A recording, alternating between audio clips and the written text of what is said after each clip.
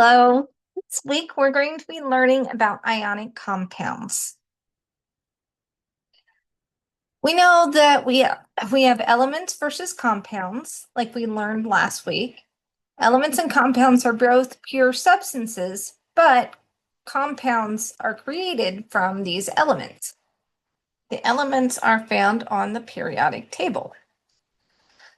We know that compounds have very different properties from their elements, and that atoms combine in different ways to form different kinds of products. So when atoms collide, we actually have a reaction happening. And what happens during the reaction determines the product that's formed. Reactions involve only the electron clouds, more specifically the valence electrons. So it's only the outer electrons that are involved in reactions. The inner electrons remain constant. The group 18 elements, which are the noble gases, are unreactive, and they're not found in a compound in the environment.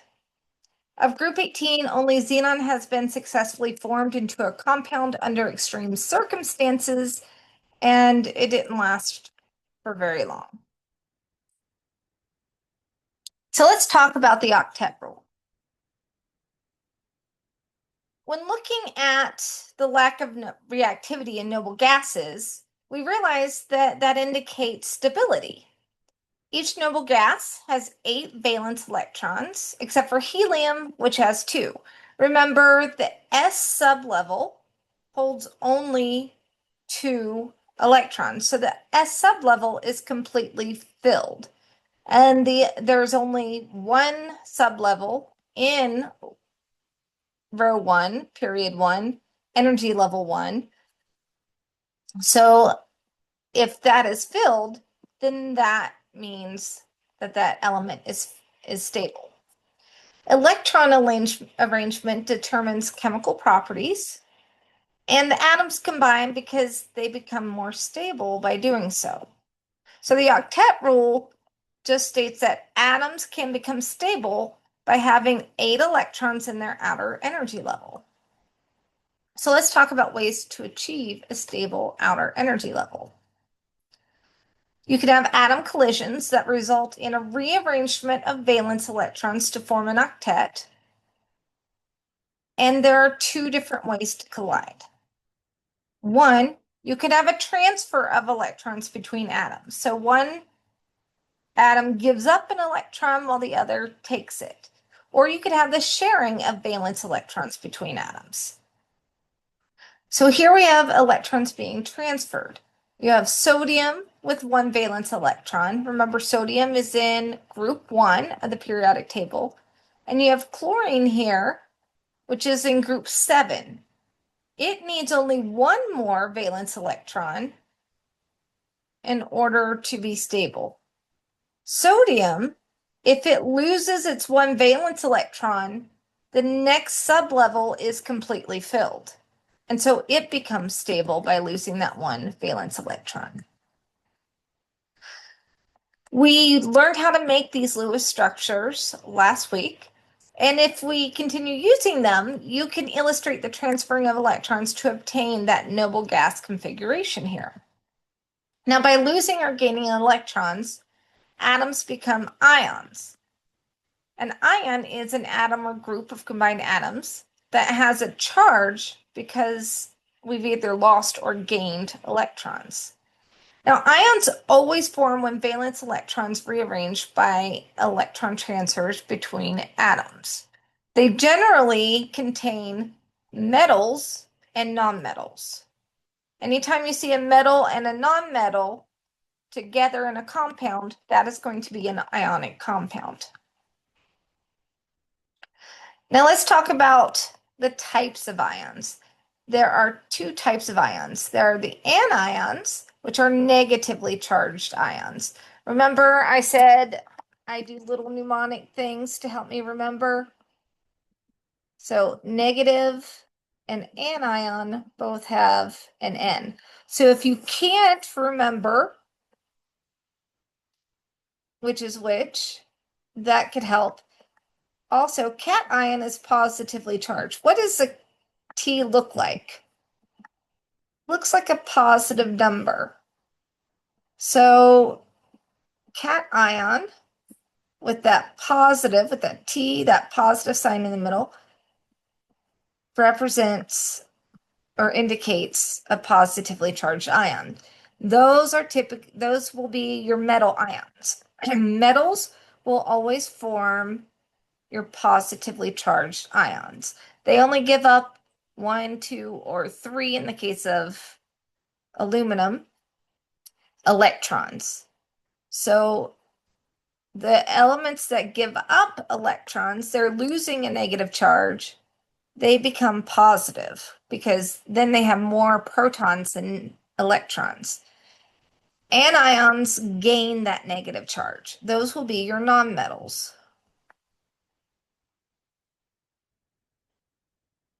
An ionic compound then is just a compound that's composed of ions. You're going to have an anion and a cation in there. Only the arrangement of electrons changes, not the number of protons or the nucleus. So we're just changing the arrangement of electrons. In the compound itself, the number of electrons remains constant. If we look back at this example, we have one valence electron here. We have 7 valence electrons here in our chlorine. So 7 plus 1, you could see, equals 8. Even if this is moved here and we have a sodium ion and a chlorine ion, we still only have 8 electrons total here. So remember, the total number of electrons isn't changing. The arrangement is changing.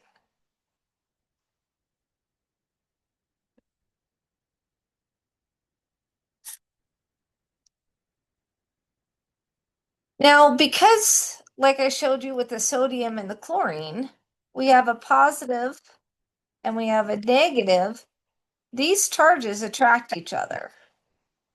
And that is a very strong attraction, and it forms what's called an ionic bond.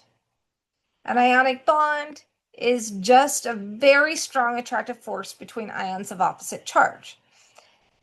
Ionic bonds in ionic compounds, as you put them together, they create what's called a crystal, which is a regular repeating arrangements of atoms, ions, or molecules.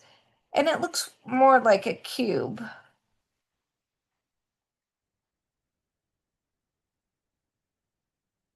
It looks more like a cube whenever you put them all together.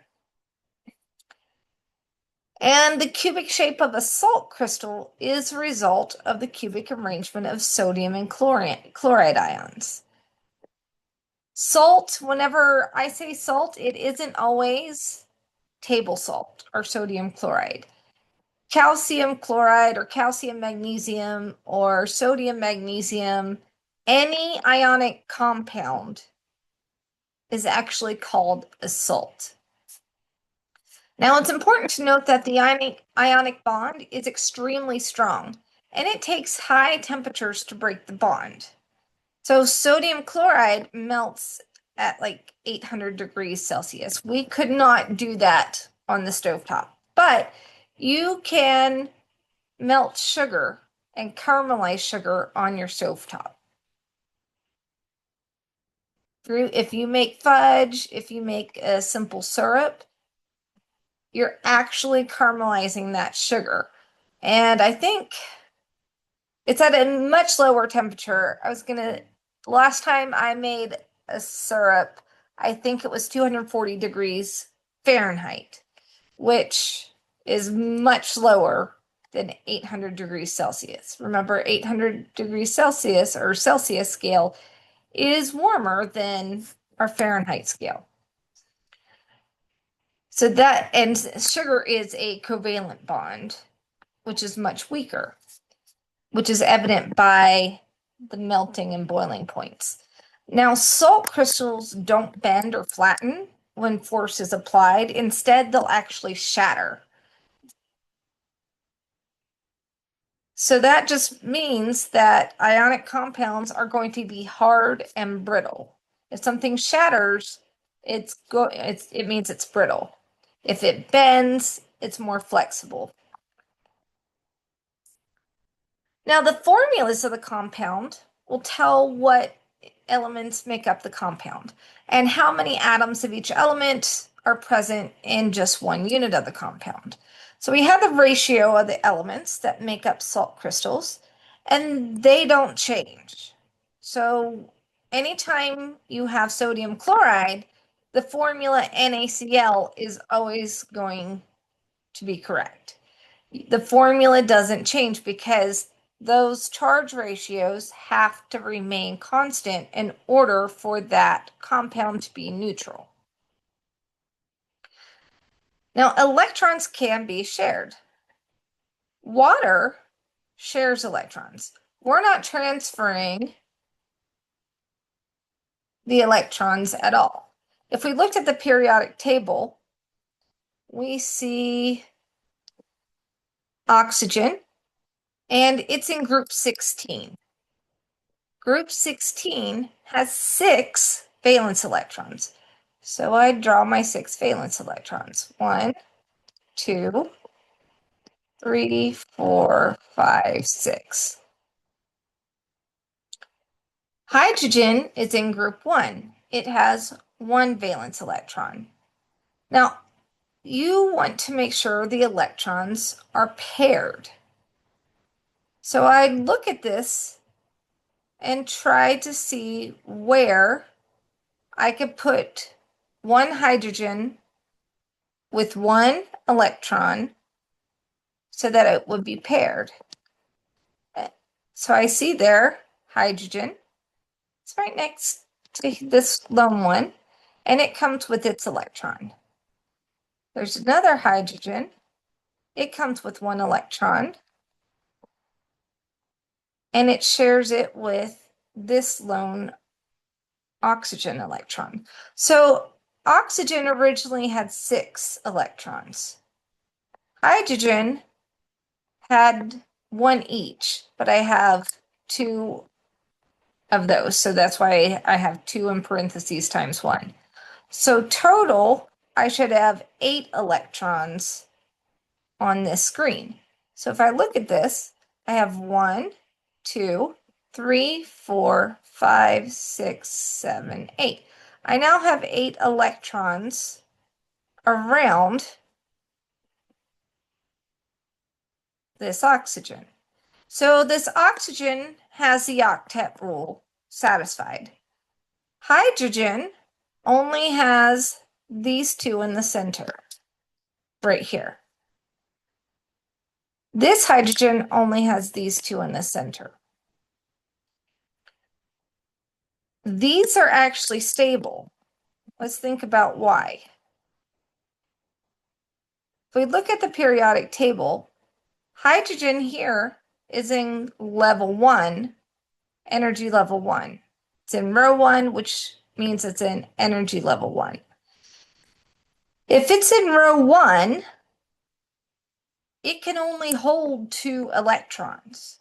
So if it is completely filled, then we don't have to worry about anything.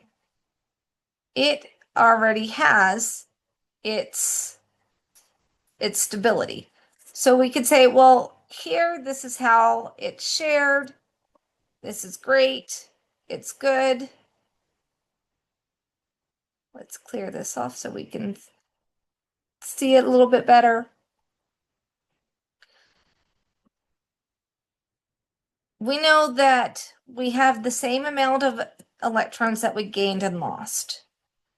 Now, colliding atoms transfer electrons only when one atom has a stronger attraction for valence electrons than the other element has. Now, this doesn't happen in the case of hydrogen and oxygen because they're both nonmetals. Nonmetals aren't going to do a transfer of electrons. That only happens when you have a metal and a nonmetal, because the nonmetals have a greater electron affinity for those electrons. So they pull it closer to. Affinity means they like it a lot. So nonmetals really like electrons so much that it will attract it completely away from its metal. And that is why you have the ions form. You have a metal that becomes a cation and a nonmetal that becomes an anion. With hydrogen and oxygen in water, though, neither atom attracts electrons strongly enough to take electrons from the other. So instead, they share those electrons. As we noticed before, the sharing makes hydrogen stable by giving it 2 electrons, which completes the s sublevel, which is the only sublevel in energy level 1. And oxygen is stable by giving it 8 electrons. Make note that only the arrangement of the electrons has changed. And that's what always happens in a chemical reaction. You can have a covalent bond when you share electrons. And that just means the attraction of 2 atoms for a shared pair of electrons. In covalent compounds, you don't have charges because the atoms themselves haven't gained or lost any electrons. You are sharing these electrons. Now, a covalent compound is a compound whose atoms are held together by a covalent bond, which just means, again, that you're sharing those electrons. A molecule is another name for a covalent compound. It's an uncharged group of 2 or more atoms held together by covalent bonds. This is your water molecules, your carbon dioxide molecules, your nitrous oxides. If you ever hear the term molecular compounds, again, it's just a covalent compound. You can share more than 2 electrons even. So, for example, we have CO2. When you're drawing the Lewis structure to share these atoms, start with this first element typically, unless it's hydrogen, because hydrogen can't share more than 1. Like with H2O, we did oxygen in the center because hydrogen doesn't have the capability to bond more than 1 element to it. So carbon, if we look at carbon, and if we go to the periodic table, it is in group 14, which means it has 4 valence electrons. So I'm going to give it 1, 2, 3, 4. Now we're going to add our oxygens to it. Now, oxygen, compounds like to be symmetrical or as symmetrical as possible to try to increase the amount of stability. If things are symmetrical, they'll be more stable. So we have oxygen here, and it's in group 16, which means it has 6 valence electrons. So we have 1, 2, 3, 4, 5, 6. Now we have another oxygen, because there are 2 of them. 1, 2, 3, 4, 5, 6. Okay, now I have all of my electrons on there, but we have several that aren't paired. We have some here on top and bottom of this carbon. So I am going to erase these, and move them so that they're paired with another. So I'm going to move one. Oh, this one go there.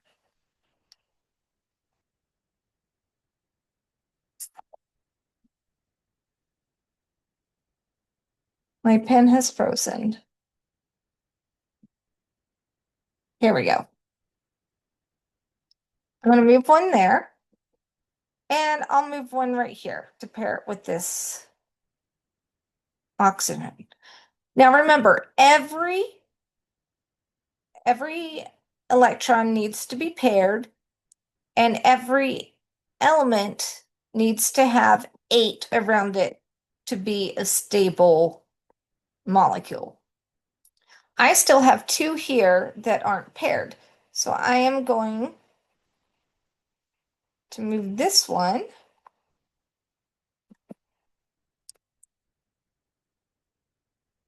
to this side right here. And let me count how many electrons I have around each atom. Here, I have 2 here. I have 2 here. I'm just looking at the oxygen. And I have 2 here, or 4 here. So 1, 2, 3, 4, 5, 6, 7, 8 around this oxygen. So this oxygen's stable. Let me look at this carbon. Since these are in the middle, they're shared between the two, and they both get to count them. So I have 4 for this carbon, and I have 2 right here. So that's 4 and 6. That's not enough. Let me check on this oxygen and see, because right now I know that I need 2 more here, but I can't add any more.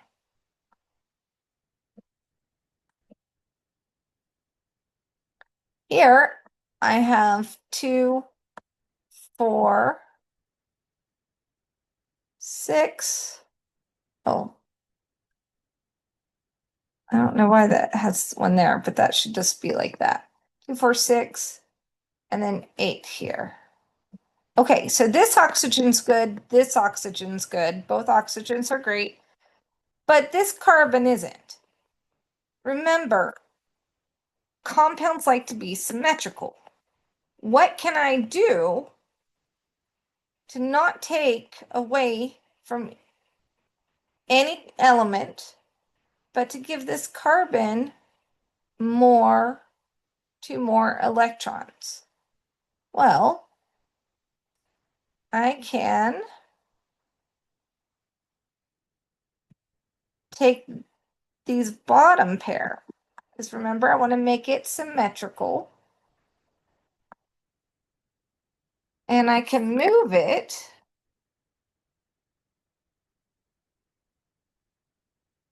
to the center here. So now if I want to count, this still has 1, 2, 3, 4, 5, 6, 7, 8. This carbon now has 4 here and 4 here, which is 8. So it's stable. And this oxygen has 4 plus 2 is 6 plus 2 is 8. So all of them are now stable. So we can see that more than 2 electrons can be shared, because we're actually sharing 2 pair here and here. That's called a double bond.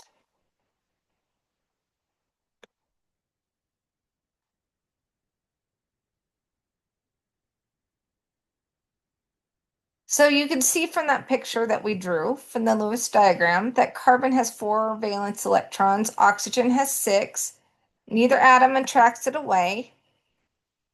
And we ended up sharing multiple electrons. Now, 2 nonmetals usually share electrons, forming a covalent bond. You have a metal and a nonmetal that form an ionic bond. We arranged those 16 electrons in carbon dioxide so that each one had the octet rule satisfied. One molecule of carbon dioxide is actually more stable than a single carbon atom and two individual oxygen atoms because each one has the octet rule satisfied. Now, when elements combine, they form either ions or molecules, and physical properties of ionic compounds are directly related to the fact that ionic compounds are composed of well-organized, tightly bound ions. Ions form a strong 3D crystal at room temperature that are usually hard, rough, and brittle. Like I said before, if you break a cube of salt, it actually shatters. And you know, if you touch salt crystals, they're grainy, they're scratchy. It's not, they're really hard. It's, you don't want that on your skin. People use it as an exfoliant.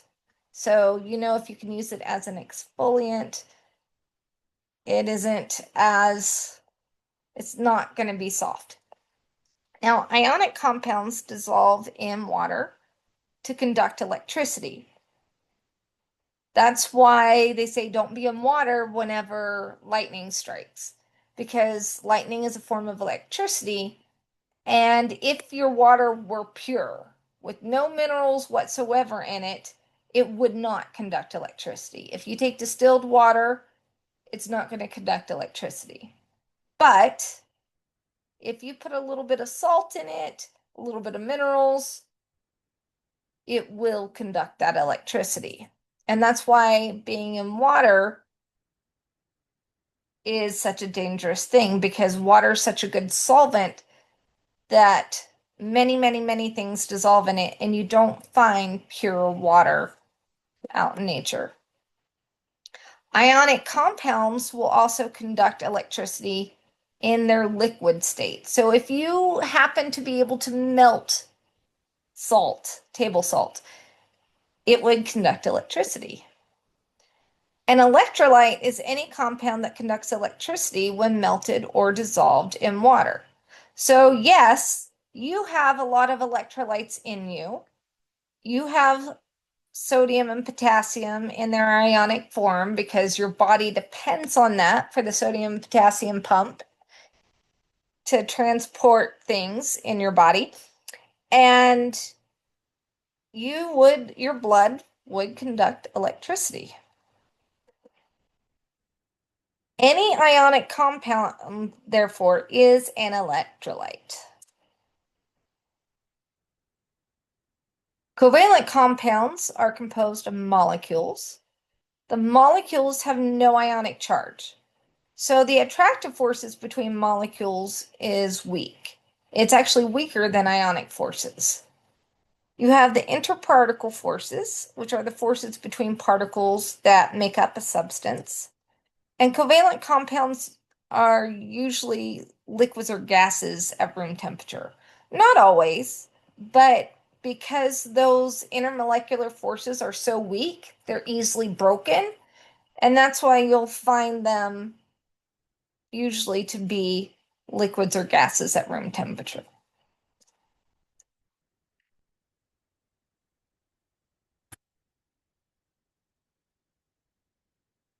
Now, many covalent compounds, for example, sugar, will form crystals if there's enough of an attractive force between molecules.